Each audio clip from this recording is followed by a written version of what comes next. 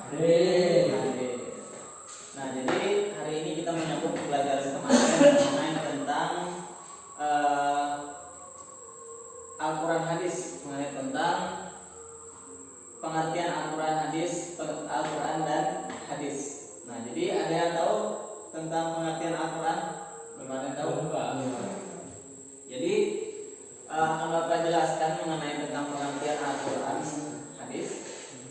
Pengertian Al-Quran dulu, Al-Quran adalah firman Allah Subhanahu wa taala yang diturunkan dalam bahasa Arab.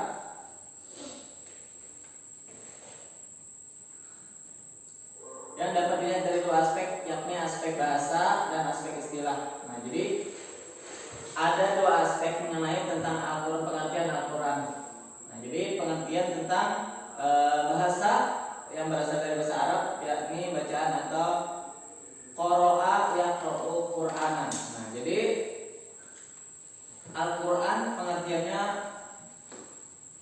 secara bahasa yaitu qara'a yaqra'u Qur'anan. Nah, saya mau menjelaskan mengenai tentang secara bahasa. Qara'a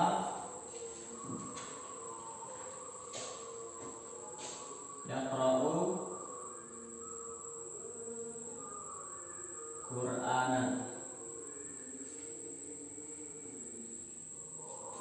Kalau kita sedikit ke mata pelajaran yang lain, qara'a ini kalimatnya apa?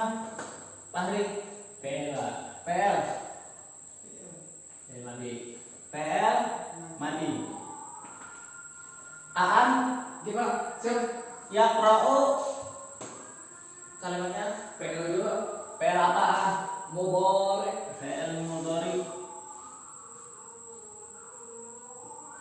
Sibli Ya Pak. Qur'anan ini apa? Masdar. Masdar. Bagus. Ternyata masih ingat tentang mata pelajaran nahwu shorof. Jadi arti qara'a ini baca. Sebagaimana di dalam Al-Quran, ada yang tahu surah yang pertama turun ketika turun Al-Quran? Surah Al-Alaq. Bacaan tolong Fahri. A'udzubillahi minasyaitonir rajim. Bismillahirrahmanirrahim. Iqra bismi rabbikal ladzi khalaq.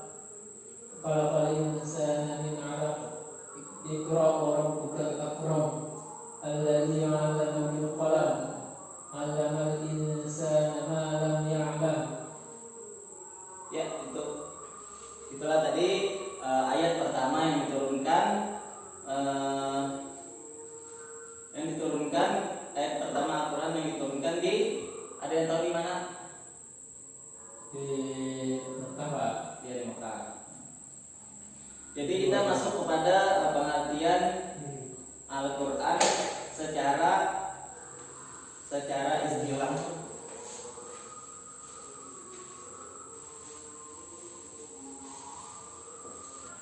Pengertian Al-Quran menurut istilah tadi sudah. Menurut bahasa artinya qara'a baca, itu menurut bahasa. Al-Quran menurut bahasa. Nah, jadi selanjutnya menurut istilah.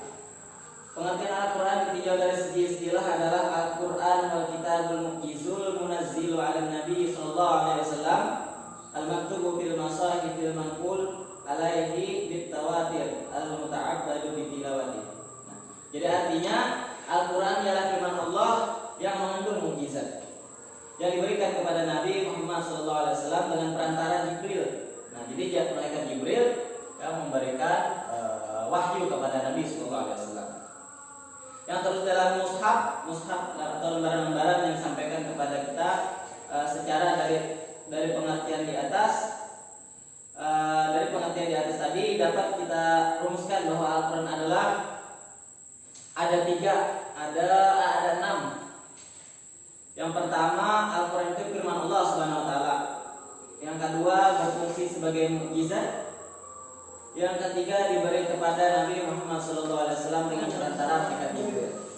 Jadi yang keempat tertulis di dalam mushaf disampaikan kepada kita. Yang kelima disampaikan kepada kita secara mutawatir, dan karena membaca termasuk membacanya termasuk ibadah. Jadi mukjizat ialah peristiwa luar biasa yang terjadi pada diri Rasulullah SAW. Yaitu ada di bulan Rajab. Nah, jadi nantinya akan masuk bulan Rajab, akan membahas tentang mukjizat yang turun kepada Nabi Muhammad SAW. Yang kedua, masalah pengertian hadis. Nah, jadi kita masuk kepada pengertian hadis. Al-hadis menurut lugah atau bahasa. Tadi Al-Quran menurut bahasa, ini hadis juga menurut bahasa. Nah, kata al-hadis di dalam bahasa Arab mempunyai beberapa arti, yaitu ada perkataan, ada yang baru, ada yang mudah, berita dan cerita. Nah, pengertian hadis menurut istilah, adapun pengertian hadis menurut istilah ialah segala apa yang didasarkan kepada Nabi Muhammad SAW, baik berupa perkataan, perbuatan maupun penetapan persetujuan takrir beliau. Berdasarkan pengertian tersebut, maka hadis dapat menjadi 3 macam. Nah, jadi hadis ini ada 3 macam. Yang pertama, hadis kulliyah, kauliyah, yaitu hadis-hadis yang berucapan Nabi SAW dalam berbagai bidang.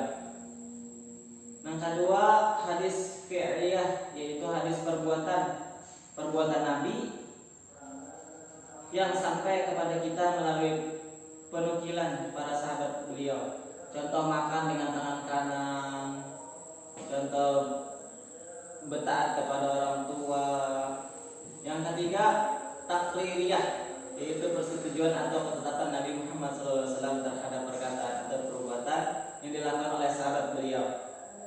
Persetujuan atau ketetapan Nabi ini biasanya melalui 3 cara, yaitu ada 3 cara: dengan cara diam, dengan cara tersenyum, dan ketiga bisa cara dengan membenarkan atau memuji sahabat tersebut.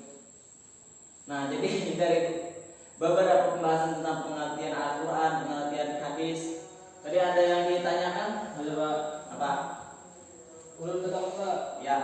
Bagian ini kan tentang Al-Quran dan hadis Pak. Ya. Bagaimana caranya agar seseorang itu lebih mempercayai Al-Quran dan hadis itu adalah suatu